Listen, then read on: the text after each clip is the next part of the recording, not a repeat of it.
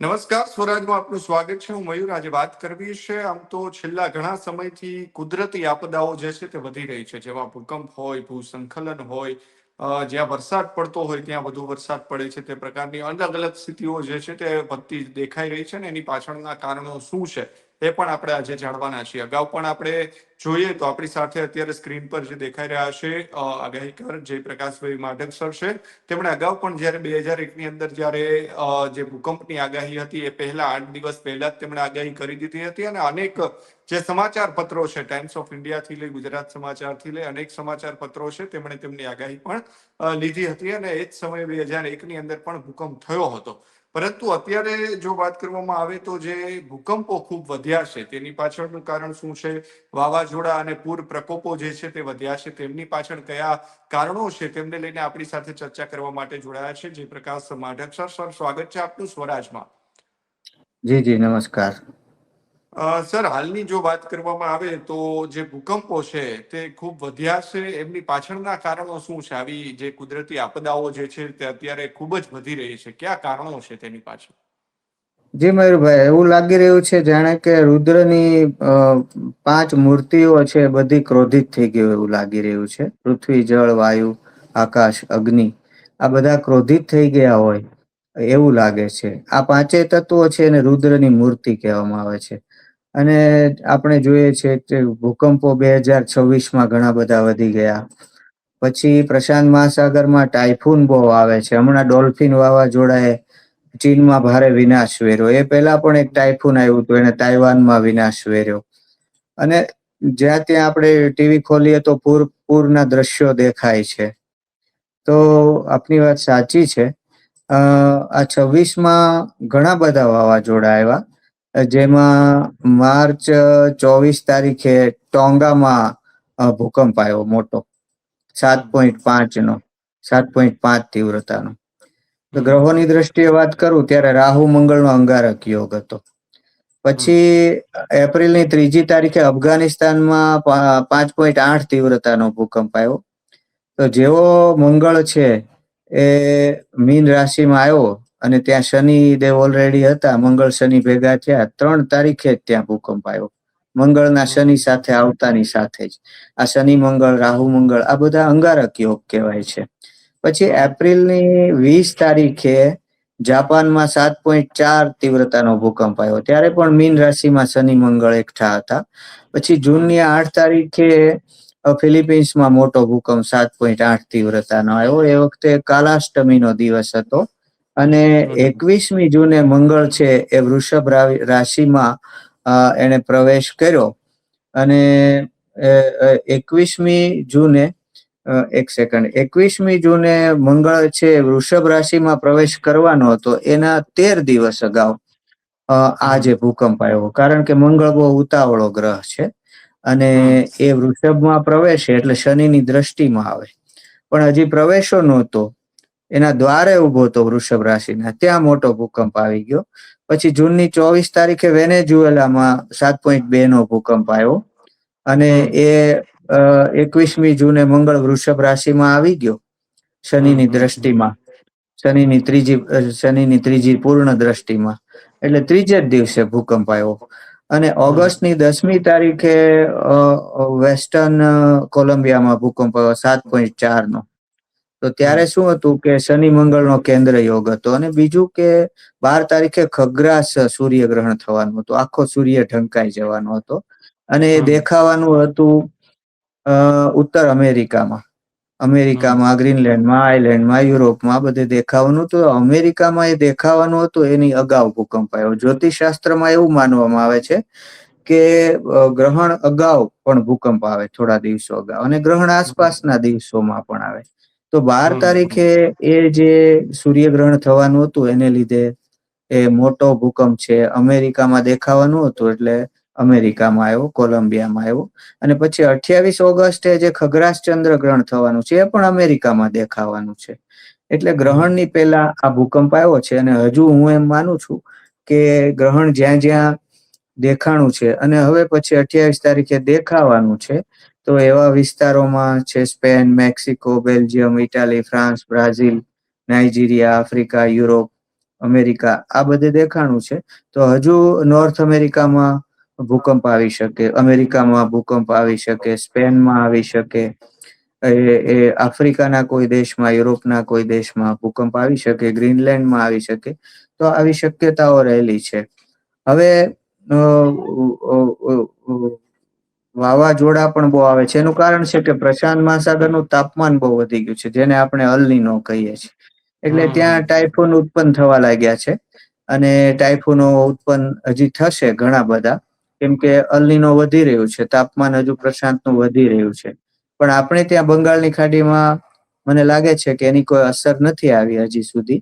અને હમ ઉલટાનું Indian ocean dipole positive થવા તરફ જઈ રહ્યો છે. તો આપણે સાયક્લોનિક સર્ક્યુલેશન્સ છે બંગાળની ખાડીમાં ઉત્પન્ન થશે, જે લો પ્રેશરમાં ફેરવાશે અને ડિપ્રેશનમાં પણ ફેરવાય. અને એને કારણે આપણે તો ઓગસ્ટના અંતિમ સપ્તાહમાં અને સપ્ટેમ્બરના પ્રથમ સપ્તાહમાં ફરી જોરદાર વરસાદ આપણે ત્યાં આવે એવી શક્યતા રહેલી છે. તો કુદરતના આ વિવિધ રૂપો છે, જ્યાં ત્યાં આગ પણ લાગી રહી છે. તો હમ મારું એવું માનવું છે કે માણસની જે જીવન શૈલી છે એ પ્રકારની છે કે એને કારણે ગ્લોબલ વોર્મિંગ જેવી ઇફેક્ટ ઉત્પન્ન થઈ છે. અને એને લીધે હમ વિશ્વના વાતાવરણમાં પણ ઘણો બધો ફેરફાર થયો છે. ગંગાજીનું ઉદ્ગમ સ્થાન છે દૂર દૂર જઈ રહ્યું છે, ગ્લેશિયરો ઓગળી રહ્યા છે મહાસાગરોની અંદર, અને વાતાવરણમાં પલટો આવ્યો છે. યુદ્ધોને કારણે પણ વાતાવરણમાં પલટો આવી રહ્યો છે.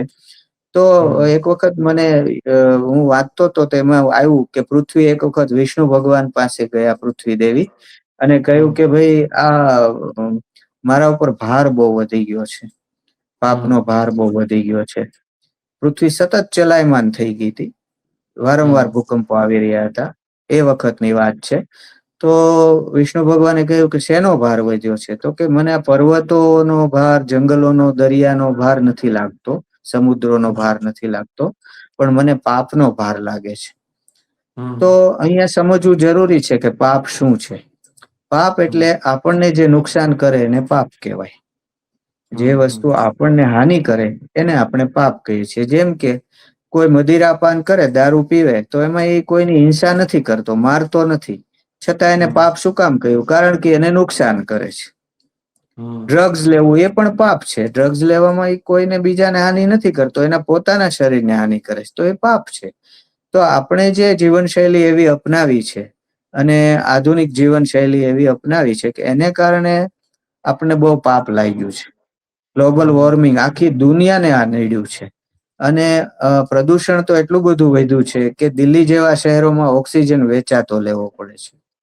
તો એટલી હદે હમ હવા પ્રદુષિત થઈ ગઈ છે. ચીનમાં પણ એ જ પરિસ્થિતિ છે. ત્યાં પણ બહુ ઔદ્યોગિક વિકાસ થયો છે.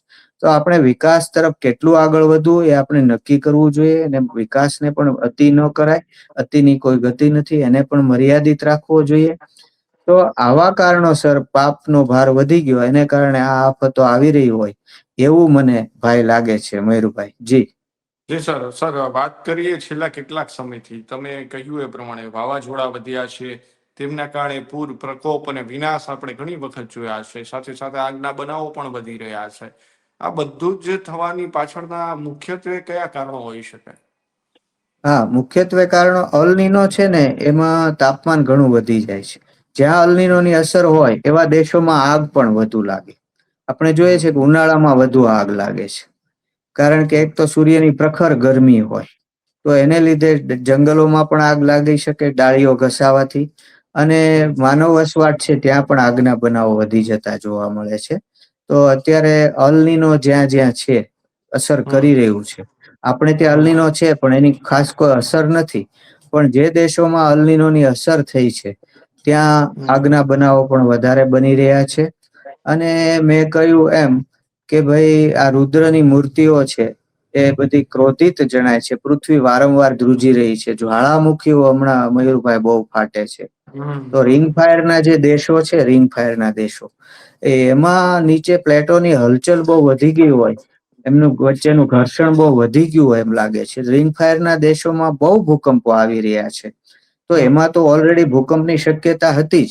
એમાં હમણાં એ સક્રિયતા વધી ગઈ હોય એને કારણે ભૂકંપો અને જ્વાળામુખીઓની સંખ્યા વધી ગઈ. હમણાં ઇન્ડોનેશિયામાં ભૂકંપ આવ્યો મોટો. તો આવી રીતે ભૂકંપો બહુ વધી ગયા છે ભાઈ.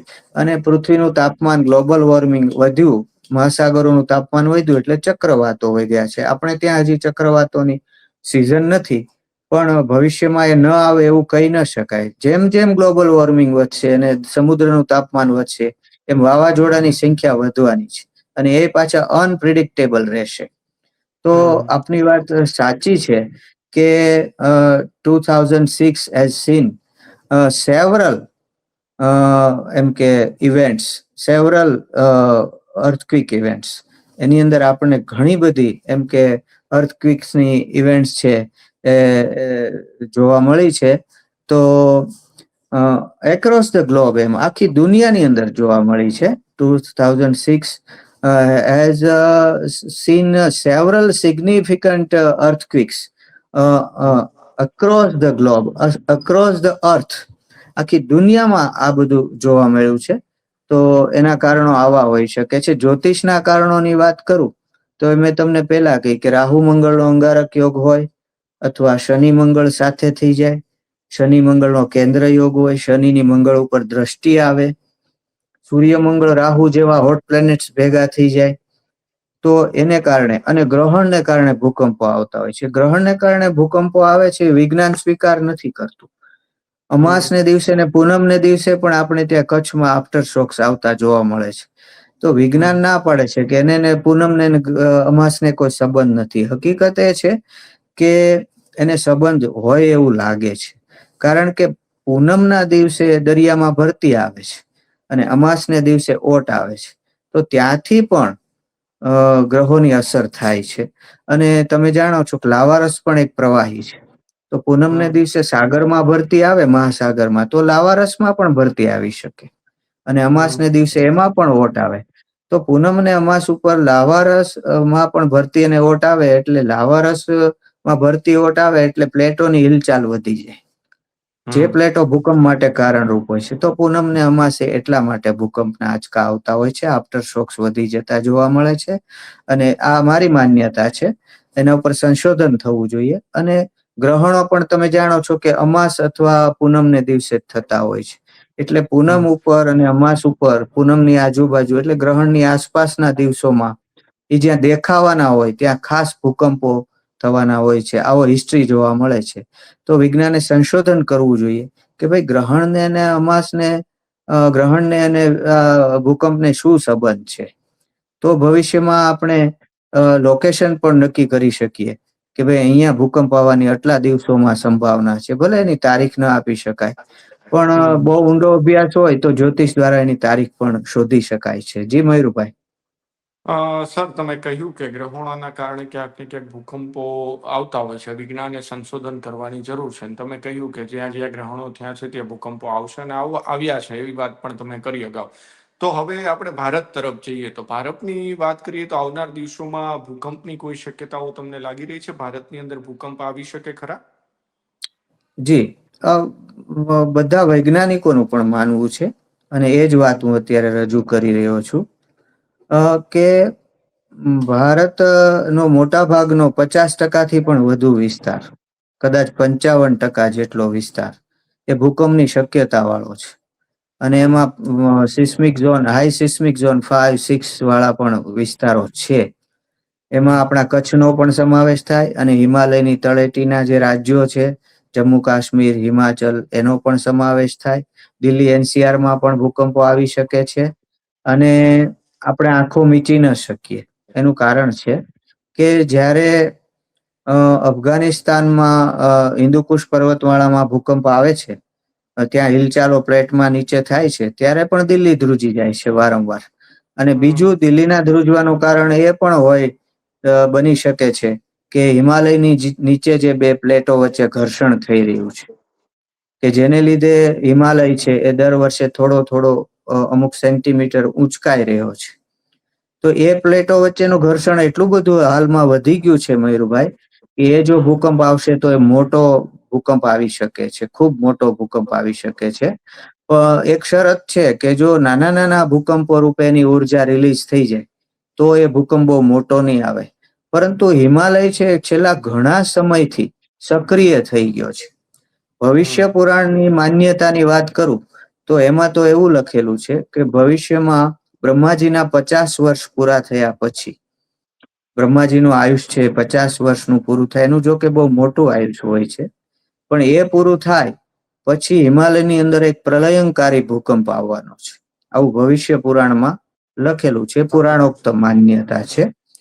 તો એમનું 50 વર્ષ તો પૂરા થઈ ગયા છે, અને એને પરિણામે છેલ્લા ઘણા સમયથી હિમાલય છે એમાં હલચલ વધી ગઈ છે, અને કેટલાક લોકોને તો ત્યાંથી સ્થળાંતર કરવું પડે એટલી હદે એના મકાનોમાં તિરાડો પડી ગઈ છે. પાંડવોના સમયમાં પણ હિમાલયમાં આંચકા આવતા હતા. તેનું વાતાવરણ એક તો વારંવાર બદલાઈ જાય, અને ત્યારે પણ હિમાલય વારંવાર ધ્રુજી રહ્યો હતો, અને અત્યારે એ ધ્રુજારીમાં વધારો થયો છે. તો આપણે અવશ્ય સાવધ રહેવું જોઈએ. હિમાલયમાં ગમે ત્યારે ભૂકંપ આવી શકે છે. જે હિમાલય ક્ષેત્રમાં મોટો ભૂકંપ આવે તો એની અસર છે એ દેશના મોટા ભાગના વિસ્તારોમાં થઈ શકે છે. જી જી મયુરભાઈ. જી સર, ખૂબ ખૂબ આભાર. કારણ કે તમે કહ્યું કે જે ગ્લોબલ વોર્મિંગની અસર છે, પ્રદૂષણો થઈ રહ્યા છે, હિમાલયની અંદર જે અત્યારે હલચલ થઈ રહી છે, અને જે પૂર પ્રકોપો આવી રહ્યા છે, વાવાઝોડા અત્યારે વધ્યા છે, એ તમામ મુદ્દે આપણે ચર્ચા કરી, ભૂકંપ મુદ્દે પણ ચર્ચા કરી, અને ખૂબ સરસ માહિતી આપવા બદલ ખૂબ ખૂબ આભાર, અને સ્વરાજ સાથે જોડાવા બદલ પણ ખૂબ ખૂબ આભાર સર. જી જી મયુરભાઈ. ખેડૂત ભાઈઓ છે, ખેતરમાં ડ્રોન ઉડાવતા હોય છે ત્યારે આપણે એક પ્રશ્ન સતાવતો હોય છે કે જે આપણે અત્યાર સુધી જીપીએસ ટેકનોલોજી વાળા ડ્રોન વાપર્યા છે, જેથી કરીને મોબાઈલ ટાવર છે અથવા તો હાઈ ટેન્શન લાઈન પસાર થતી હોય, કોઈ વૃક્ષો હોય, ત્યારે જે જીપીએસ ટેકનોલોજી વાળા ડ્રોન છે એમાં ટકરાય અને ટ્રેસ થાય છે. પણ એગ્રીઓન લાવ્યું છે જીએનએસએસ ટેકનોલોજી ડ્રોન, જેથી કરીને એ ડ્રોન છે એ કોઈ જગ્યાએ ટકરાય નહીં, પોતાની રીતે જ ડિસિઝન લે છે અને મૂવ થઈ જાય છે, જેથી કરીને જીએનએસએસ ટેકનોલોજી ડ્રોન છે એ વાપરવાનો આગ્રહ રાખો.